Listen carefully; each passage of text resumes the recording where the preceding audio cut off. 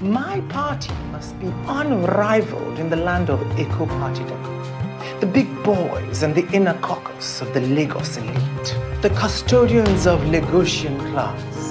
The 1% of the 1%.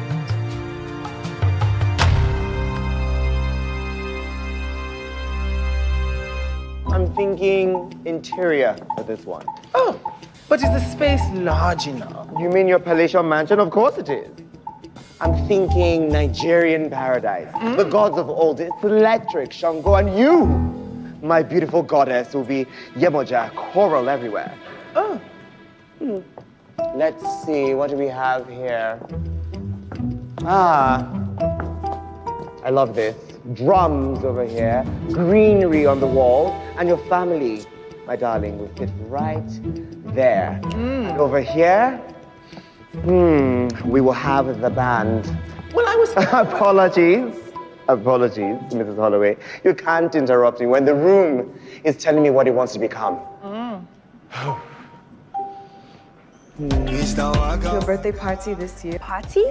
We're having a party. For my 51st. Your 50th cost $1 million.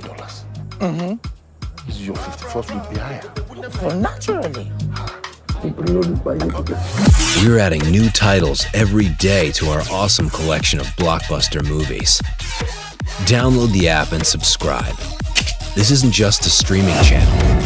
This is a bold new world of entertainment. Arise Play. Beyond streaming.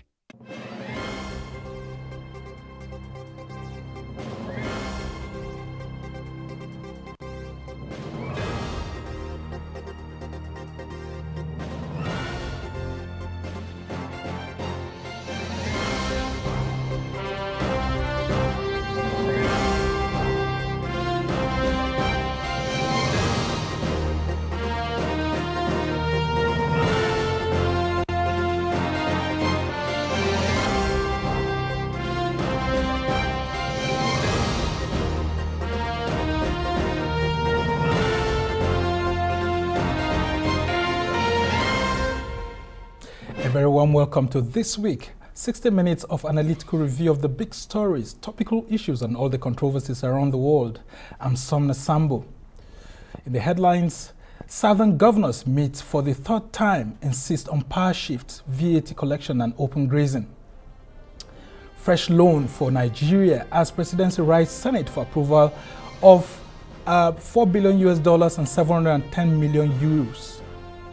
Yoruba Nation agitators born with IPOB worries presidency as groups combine to protest at the United Nations headquarters in New York, just as President Muhammadu Buhari is to arrive New York on Sunday.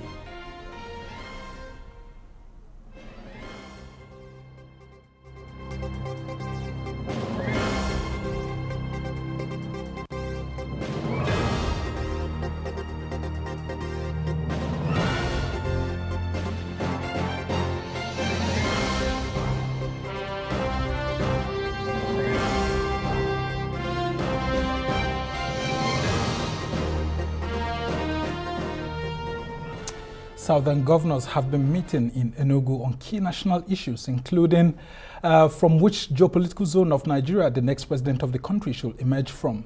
After their meeting, the governors insist that the country's next president must emerge from southern Nigeria. While reading their communique, chairman of the forum and Ondo State Governor Rotimi Akeredolu says the southern governors resolved that in the interest of peace and fairness, power should return to the region in 2023. The meeting also resolved to support the position that the collection of VAT falls within the powers of the states, and they expressed satisfaction with the rate at which the states in southern Nigeria are enacting or amending the anti-open grazing laws. Let's take a listen. The meeting expressed satisfaction with the rate at which the states in the southern Nigeria are enacting or amending the anti-open grazing laws, which align with the uniform template and aspiration of southern governors and encourage the states that are yet to enact the law to do so expeditiously.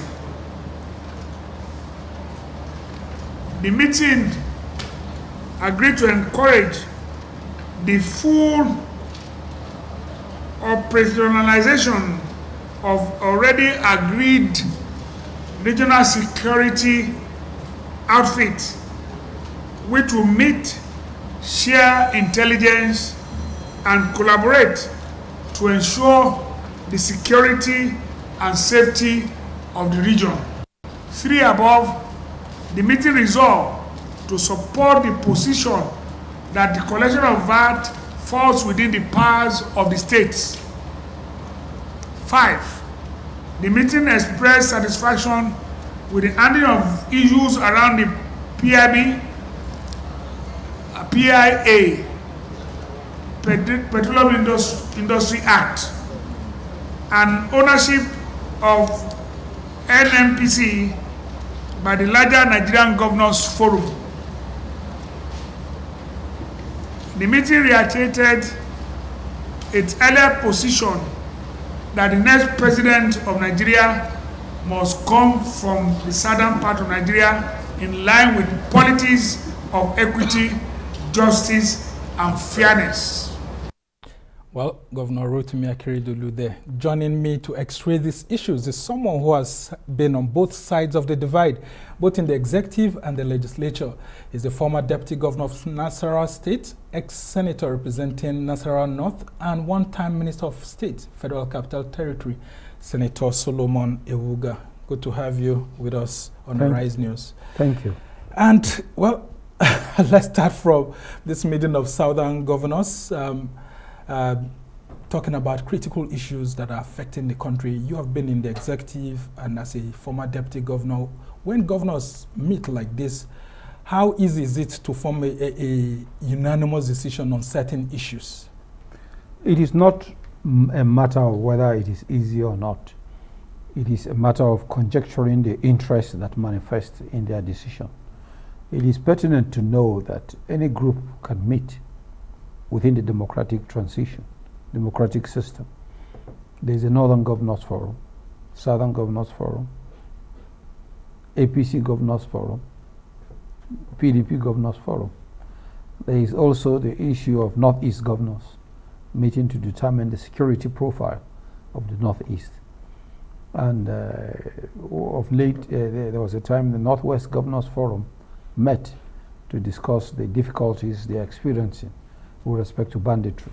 So these things are very alive in a democratic system, and it depends on the challenge that come into view. Okay, I'm asking you that question before we delve into the real issues, because a lot of people have been saying that as long as we keep having the Southern Governors Forum and the Northern Governors Forum, then it means that it shows that the country is divided. Why don't we just have all of these people making all their decisions under the Nigerian Governors Forum consistently? Why must there be a North and a South Governors Forum? People cannot stop democracy from operating. And it is a free will that we are deciding on how they meet. They are not obliged to do that meeting, but in the same way they are not stopped from doing the meeting. I think these are some of the democratic traditions that we must understand. We are not operating under a military system where they are giving orders not to. Well, and like I've explained to you, all the bases of relationship exist across any border that people so want to meet. I think this is where these things are. And people should not raise any hairs about it. Whether it could cause division consistently when you have Southern governors meeting and Northern governors. Okay, when I come to the meat of the issue, they are insisting that the next president of Nigeria should come from the southern part of the country, since the North has completed its 8 years under an APC administration. And a lot of people are raising questions. If they shouldn't have thrown that decision to the political parties, why are the Southern governors insisting that it should come from the South and addressing the electorate from that perspective? Shouldn't it be that they should have addressed the major political parties or even all political parties that we are appealing, not that we are saying that it's a must? There's always a fundamental attitude towards the need for you to establish any position. Power is one of them. And groups would always want to assert their position. And if the southern governors present that as their own situation, no one can force them. That is the wish they would want to. They want to be seen to be breathing within the Nigerian political space. And if that political space grants them the dispensation to make a demand, that we should accept as being part of the request they want to put before the Nigeria. It's a constitutional requirement. Yeah, but we saw one of the governors from that zone, Governor David Umahi, saying that, look, from the projections being made by the Southern Governors Forum, it looks like even some major political parties that have governors seem to be playing a different ball game. Like he was insisting that the People's Democratic Party governors are just toying with the idea of a southern presidency, because from their body language, a lot of them are fighting towards a northern presidency in that party. How justifiable is that comment of his? That's why I said this discretionary provision cannot be removed. And body language does not finally attenuate into a decision. But in a political system like ours, anybody, including bodies like the Governors Forum, can decide to raise a situation that he feels will accelerate the process through which he can attain power. And that's what they are doing. And do you support the call for power shift to the south? Everything must be based on the way the objective situation presents itself. In 1998, when PDP presented President Obasanjo, they had made their analysis. They wanted somebody from the Southwest who had a national ethos to present as a basis for which to create a presidency from the Southwest. 2, it will overwhelm the limited problem created by June 12, that Abiola didn't get it, and so Southwest feels neglected. 3, Obasanjo is a nationalist, one of the very few nationalists. 3, he has the capacity. So all those things come into play. And do you foresee that coming into play at the moment? Well, which is making the call for agitation for a southern presidency louder? The personalities will justify the position. At the end of it all, you must put a dressing into the right person. Whatever you dress and is not right does not work. And some people have said that this zoning issue is killing the idea of merit in the country, because Nigerians want a leader who can unify all parts of the country, irrespective of what part of the country the person is coming Evidently, I could easily request that, being from the North Central, I would want a president from the North Central.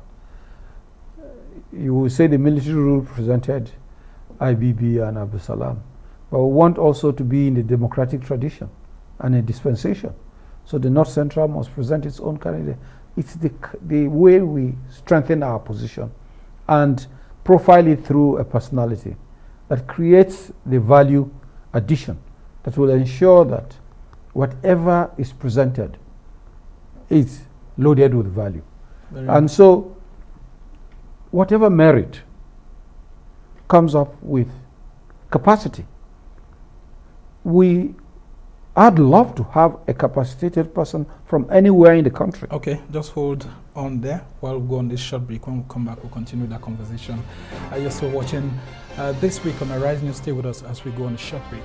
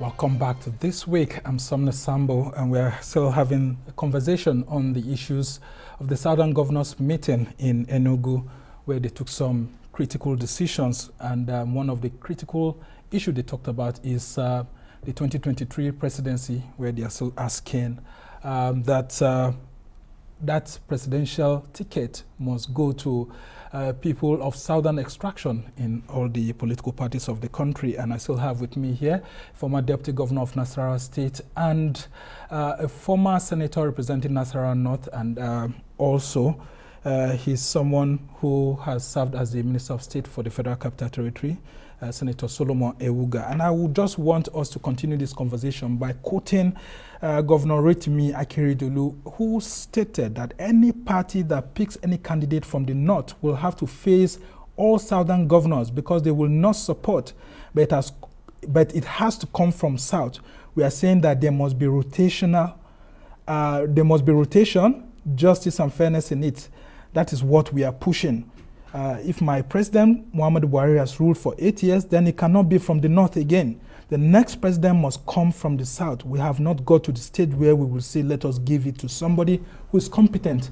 When you hear such kind of statements, what comes to your mind? Because it's been emphatic. Well, when statements like this are made, it shows that in the political space in the country, there are many people who are competent to be president. You are only asking for equity. And he who comes to equity must come to clean hands. You don't insist. You make a request. And you do it through your own political party. That is where that's where the interplay of choice comes. You have Southern Governors meeting where you have governors from the ruling All Progressives Congress, People's Democratic Party, and then All Progressives Grand Alliance, all uniting.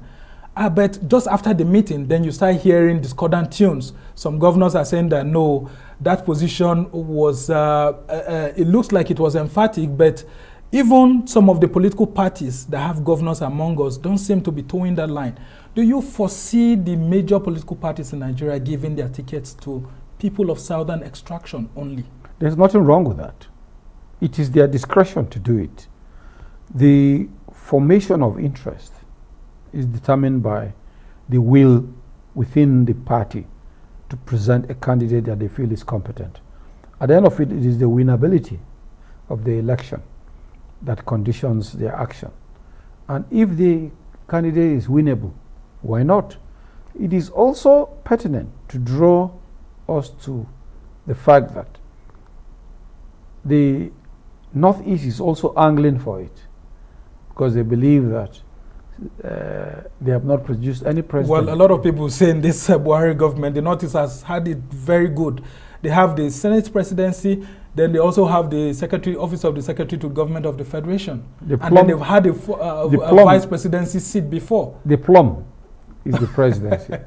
Okay, how about the North Central? We are saying the same thing. That's why I say. And the Southeast is there. We are also angling for it. I mentioned it.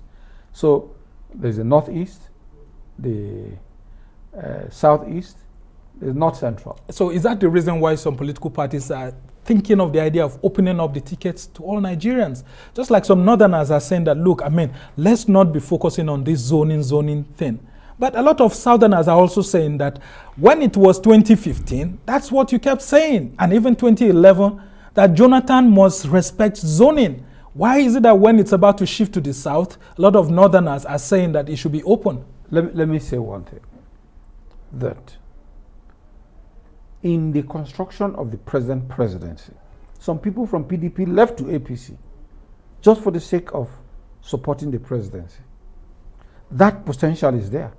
That people are going to angle towards moving to where they think their interests will be best protected. So these things are, our political formation has not been seamless yet. We have had a longer period of military transition than political party orientation. So are you for zoning or against zoning? Myself? Yes.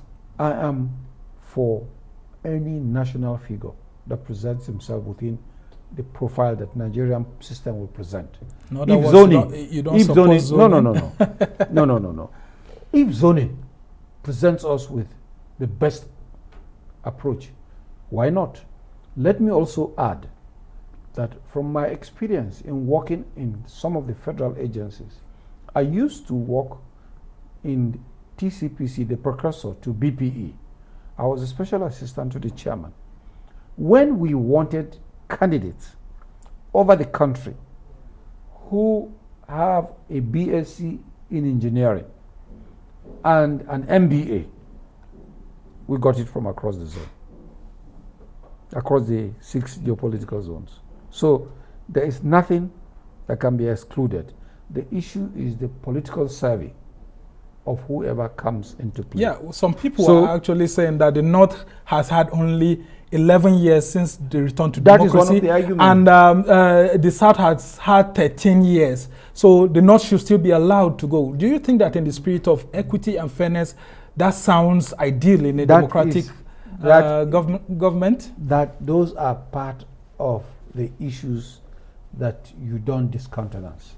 And that is why I also mentioned that the political parties should be involved in doing their own engineering that will structure the process under which anyone who is competent can be presented as a candidate within the profile of what they think equity will best serve the interest of the country. So do you think there's that unifying candidate in the South that can actually rally around all Nigerians and get all the votes like it happened in 1993? To enthrone a Southern candidate. 1999. Yeah, apart from 99, 1999, there was 1993. I can say in the 1999 dispensation, I was involved when we were holding micro meetings as to the candidature of OBJ. It was very clear. Like I said, there was a national appeal. There was that within the PDP. Yes, and that's what I'm asking now. At this moment, do you see that national appeal around anyone within the current political actors? It has not started yet. It is right now. It is the bubble. Okay, very interesting. That by the time the refining processes throw up candidates, we would see who is competent. We just have their request for zoning to the south is not terminal. It's not ended yet. Similarly, the request for northeast and north central and north southeast is not terminal. If it is southeast, it falls within the south. So their own wish. Okay, very interesting. Yeah. But just before we end this conversation, I want you to just talk a little bit about the VAT, because we have less than 2 minutes to go on this particular issue. Just what's your view? Just a summary. I honestly, should states collect or the federal government should continue? What I see in VAT transaction is that states, if we're operating a federation, states do it. I'm taking my own view purely from the United States perspective. The states charge their taxes and VAT, and it varies from state to state, depending on which state you are in. We are getting there. But a lot of people say states do not have the capacity within the current context of Nigeria. Many states do not have the capacity to collect this VAT. It started from somewhere. When I remember very clearly, 20 years ago, this is not the FIRS I know. 20 years ago, it was a very motley arrangement of institutional structure. But since the coming of Tunde Fowler, FIRS has become very strong, positive, and focused. Okay. And this is where we are. So if the states look at it as an opportunity, they will create the structure and will harp on it. The only thing about it is, where are the federally collectible taxes? Okay, I've been told we have to stop here and go on a short break. Well, you're still watching This Week on Arise News, and we're still having these conversations here. It's time for another short break. When we come back, we'll continue the conversation. Thank you, and stay with us.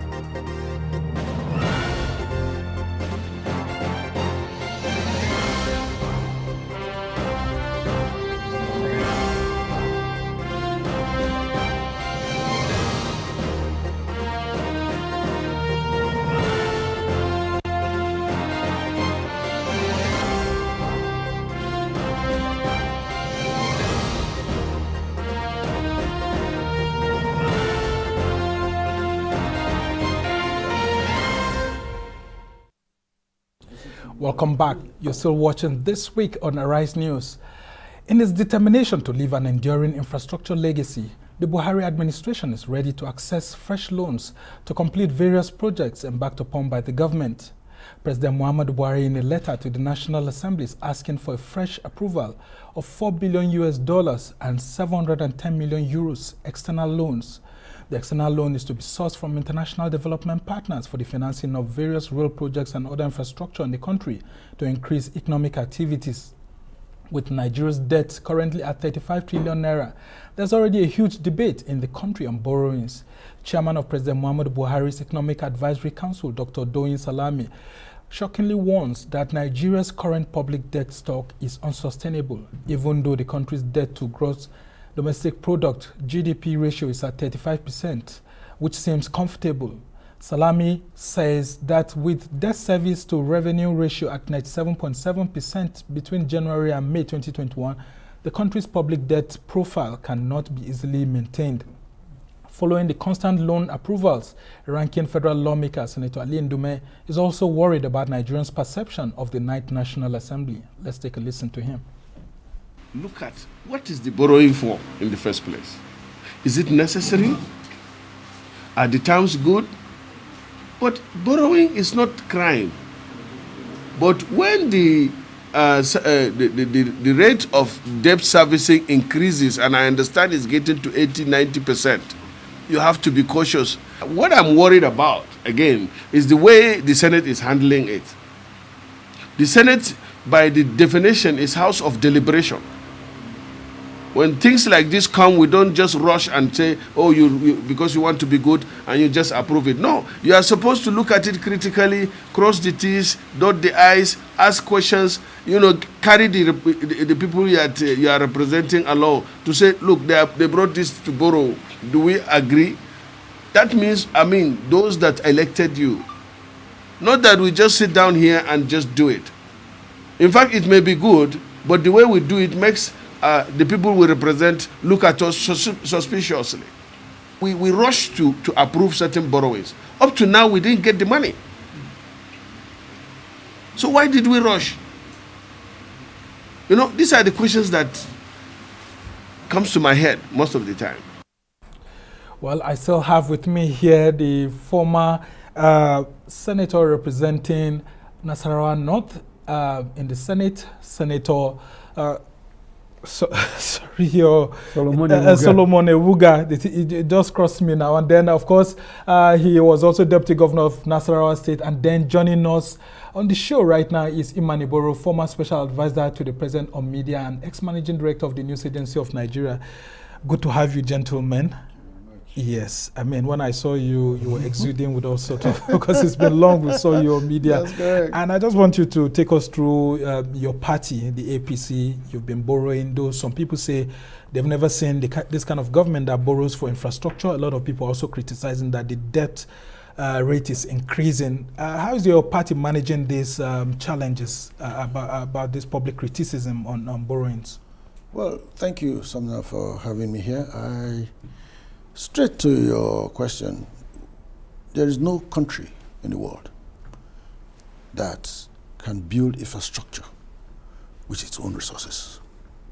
The United States is the leading example. The US owes China trillions of dollars. And they're all infrastructure-based loans, basically. If I'm not President Buhari's spokesman, he has competent spokesmen. And I'm not even speaking as a member of APC here. I'm speaking as a concerned Nigerian. A patriotic Nigerian. A patriotic Nigerian. The problem of Nigeria is a problem of infrastructure. Workable, working infrastructure. Take a small country like Canada. Canada is small in population, 36 million people. But in terms of landmass, it is the largest country in the world. It's bigger than the United States. It's amazing how Canada can tar roads.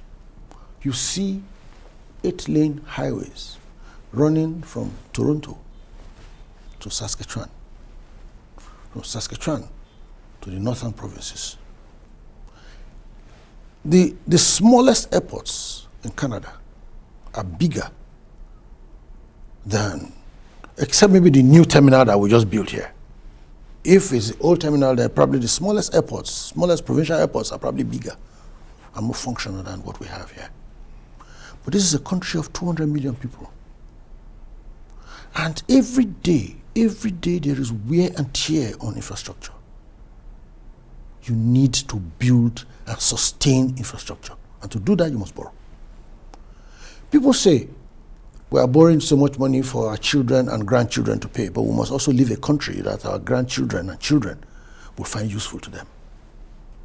Because without taking these loans, we will be unable to get to where we are going. But when you hear Senator Alain Dume making this kind of comments that, look, Nigerians are beginning to take another critical look at the National Assembly, saying that, look, these loans just seem to be too much. And even himself was saying that in retrospection, he just feels that they also needed to have been hesitant on some of the loans, because yes, they pass it and approve it. Even getting it in raw form is also a challenge. Do you think that there's a failure of public education, or this government is actually having a problem of revenue? Like we had that Doyin Salami, who is coincidentally the chief advisor to the president on the economy, lamenting. How do we marry both aspects? Well, if I heard Senator Ndume well, I don't think he was against the loans. I think he was more about the scrutiny by the National Assembly. Well, that's internal to them. They have their way of doing things. But I also know, having functioned as a special advisor to the president, and special advisor in media to the president is a very close advisor. It's not some far advisor. So you attend all the meetings. The only meetings you don't attend are private meetings for the president. I know that there's a lot of engagement that goes behind the scenes. So sometimes when a senator tells you that, well, it's a reflection of their own internal politics among themselves. Because I don't think President Buhari just throws a letter to the Senate and the Senate just accepts it. No, there are conversations. Okay, very interesting. You are a former senator. Yes. Let's have your own views. I mean, what is the perception you are also having, being outside government now, of these loan approvals? As a non-serving senator, do you feel that this National Assembly has lived up to the expectations of Nigerians? I support Senator Ndume in his position. The way the Senate is going nowadays, they could easily have been part of the executive, particularly this present Senate. And I'm happy that a senator from within them is the one drawing our attention. Are you saying that because you're in the opposition PDP? No. This is just, he's in APC, I'm in PDP. So there are two different things. That is what he said. That is the position. Secondly, I'm a monetarist. So I am, but what are we borrowing the loans for? The loans must be tied to production. We're not producing, we're consuming. That is the difficulty that must always be there. Any loan that adds to our, because at the end of it all, the productive capacity must match the loans to be able to pay back. Well, that's why we have the rail projects, and then we have the deep sea ports projects that are ongoing by the government. Don't you think this will, in the years to come, be productive? How much productive capacity matches with our intake of this loan? He quickly mentioned the United States. The United States is not consuming loans from China. The United States is issuing bonds against manufacturing. Don't forget. He was specific on Canada, actually. Wait, he was talking about the US. The US borrows from China.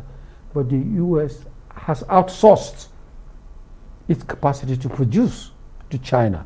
And China has bought over its own debt, which means they are recoverable instruments, which they are doing through productive enterprise. That is what the United States structure is. Our productive capacity is very poor. If there is no oil, we're in trouble as a national. Two, the gold and the minerals that have potentials, there's no system to manage them. Where we can now have this. Right now, you see the South talking about the gold in Zamfara being monopolized. It's because there's no system on ground to manage the dispensation of value. So even what we have that could help in retrieving or covering up some of these loans are not systematized. Okay, the major problem here is actually the issue of revenue that, like Dr. Salami actually raised, the country is not earning enough revenues. The states are not earning enough revenues. How do we boost our revenue generation? Look, let me tell you, the challenge of Nigeria is that we don't tell ourselves the truth. And what's the truth? The truth is that we are running an unsustainable federal structure. Let me give you an example. Take Ekiti State, and there are others like that in this country. Ekiti State used to be a local government called Ekiti Division. The local government chairman, councillors, today it is a state with a governor, deputy governor, commissioners, state house assembly, local governments, and advisors. Advisors. Retinue of advisors. Look, how many states can survive if they say, go raise money, run your own state, and contribute to the center? Because that's how federations run. Just like the VAT debate is ongoing. That is how federations run. Run your place and contribute to common joint services at the center. How many states can survive? But today we still have agitations for new states because it is a pork barrel for debt to be shared. Nigeria is probably the only country in the world where 36 commissioners of finance gather in Abuja every month to share revenue. They should gather in Abuja to contribute revenue.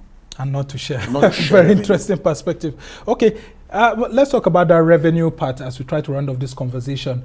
How do we ensure that even though this we can't but borrow, but ensure that our revenue goes up to service those debts, since he has said, and a lot of Nigerians agree, that we need critical national infrastructure? We must be a productive country in whatever capacity that we are in. If we don't produce, I mean, look at toothpick. Toothpick. Well, I was told last time that we are beginning to produce toothpick. We in are the country. beginning to, but what I'm saying including is pencil too. Yeah, exactly. So what I'm saying is the fact that the issues are too basic. In 1968, when Qatar Bridge was built, China had nothing like that in their economy. 68. Today, China constructs roads for us. Who is the aggregate beneficiary of the roads? The profits that are taken to China. We have not even developed the internal mechanism of being those to implement these projects. It has to be taken, and we invite for it. So, in terms of naira, in terms of value addition to those construction, the money, when you add the fact that the materials to use for the construction and everything, and the loan, the cost of the loans, the everything, the value of each dollar taken, spent in Nigeria, is less than 20 cents. Very interesting indeed. That is, you see, that is where part of the problem. The last thing, see, please, it's very important. quick. Okay, very it's quickly. important to also know that unless there is an aggregate wealth generation from these loans in a manner that we will say the US is borrowing money. Who are the people doing the job in the US? Okay, I'm afraid I just have to. 80-90% of them are US companies. I just have to stop Yes. it now because we have to go on this very short break before we come back, and I can tell you that the National Assembly has a lot of work cut out for it. Just stay with us, and when we come back, we'll continue on another issue.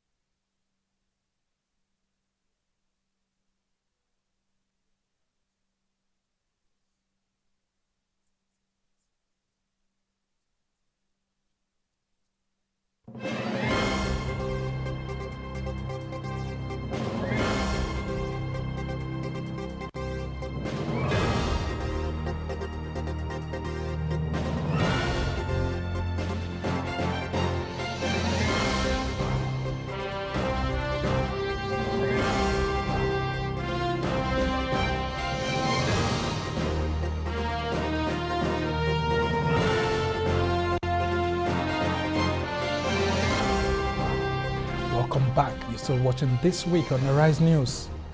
As President Muhammadu Buhari leaves for the United States on Sunday for the 76th session of the United Nations General Assembly, he may be welcomed by some agitators who are his countrymen at the UN office. The protesters under the umbrella of the Nigerian Indigenous Nationalities Alliance for Self-Determination have been laying siege at the UN headquarters for days, where they've been protesting for their rights to self-determination. The group, which comprises the Middle Belt, Ilano, Omodua, indigenous people of Biafra, and the Lower Niger, comprising of former eastern and midwestern regions, has been chanting different anti-oppression songs, holding placards in front of the UN building, all to draw the world's attention to issues in Nigeria. But the development has not gone down well with the presidency.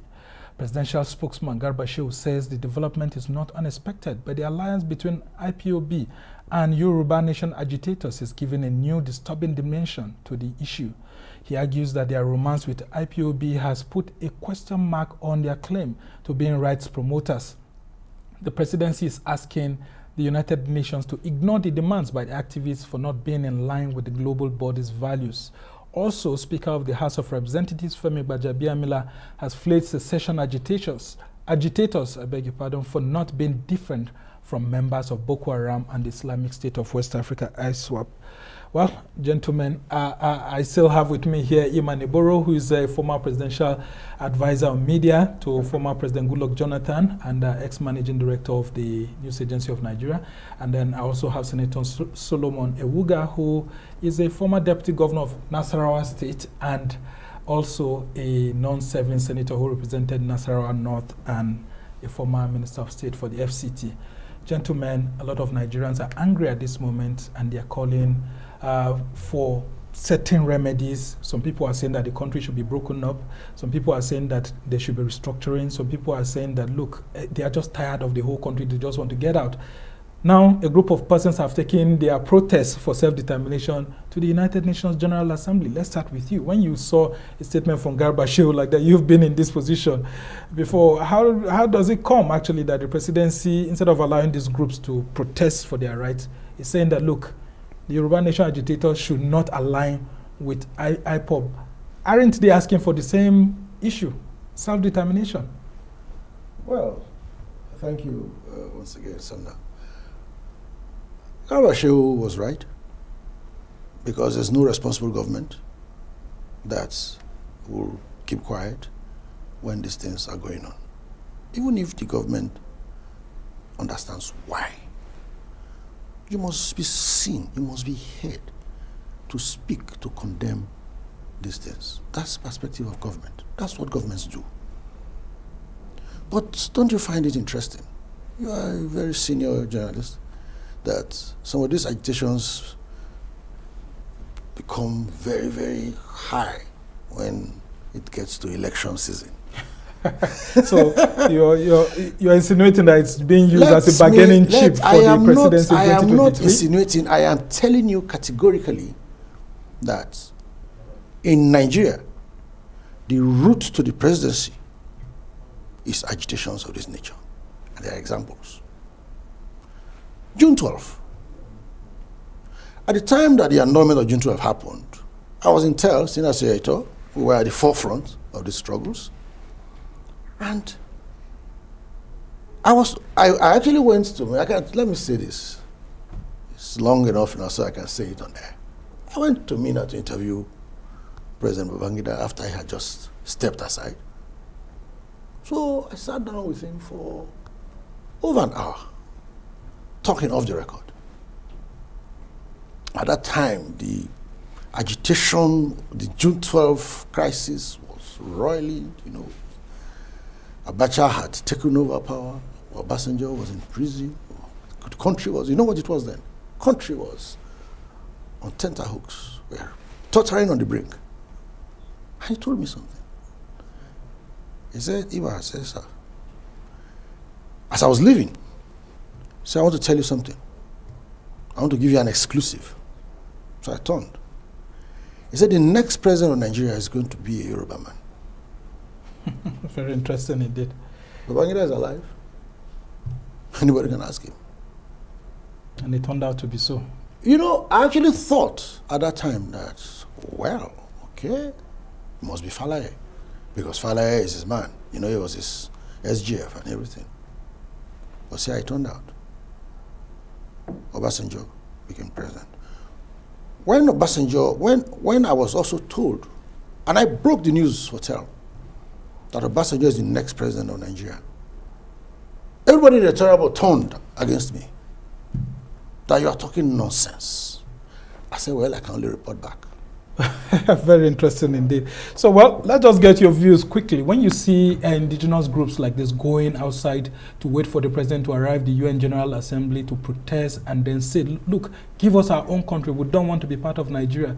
What do you make of such agitation? The presidency is very hot about those kind of things because it's hurting the ego of Nigeria based on their own thinking at the villa. Not too long ago, the Soviet Union broke up. That is fission. Collider forces separated. Europe was fusing as Soviet Union was splitting. EU. Fusion. So it's the science of fusion, science of fission. Fission is bang and split. Now Britain has just broken out of EU. These are normal in the course of every democratic tradition. Does it mean our government is not listening more to people at home? That's why they are taking this agitation abroad? See, whether it is abroad or not, when Soviet Union was collapsing, the US formed the International World Information Order. George Bush, #1, was the one in charge of that project as vice president. Don't forget, he came into the presidency from CIA, which project he had been managing. When Soviet Union was breaking up, we were seeing it on television at the square, at the Red Square. So what am I saying? There is nothing that is unusual about what is happening. So should our government listen more to Nigerians? That is the, you see, the government must be involved in more of their processes of seeing that the internal mechanisms are adjusted towards increasing the level of fusion that we have. Once it becomes externalized, then you have collider forces. That is the fission. So these things have been existing from world. In 1815, when Metternich said that Germany was a piece of sublime mysticism, that is how Germany unified. Okay. In same thing, Garibaldi led to the unification of Italy in 1870. So these processes are normal. But what brought about those fusions? What brought about the... I've been told I have less than 60 seconds to go. Just very quickly, gentlemen. Yes. When Nigerian groups go outside the country to seek the UN's interference, what would you expect the UN to do to these agitators' request at the moment? Well, since Nigeria is a sovereign country. Well, United Nations will take note of it, and if the issues are strong enough, we'll note it and put it as part of the course of work it has to do. But eventually, it is neither here nor there. Not there, okay. Very simple. Israel was created through the same process. Don't forget, in the same way, as we were saying, the United Nations sent Ambassador Bonke to preside over the creation of the State of Israel. So working through the UN is an established pattern. Okay, very quickly, I won't let you go without saying this now. Yeah. Should the UN ignore this request, just like Gorbachev has said? Yes or no? It is difficult to say because it is in the open space. Okay, correct. I'm afraid we just have to go right now. Well, I must thank you, gentlemen, for being with us. Imani Boro, who is a former presidential advisor on media to former President Goodluck Jonathan and former managing director of the News Agency of Nigeria. We must thank you for coming on the show. And then we also have former governor of Nasarawa State, deputy governor of Nasarawa State, Solomon Ewuga, who has been with us. He's also a non-serving senator. We want to thank you for being with us all through this show. Well, that's how it's been for this edition of This Week from me and the entire team here in Abuja. Goodbye and thank you for watching. I'm Summer Sandra. now.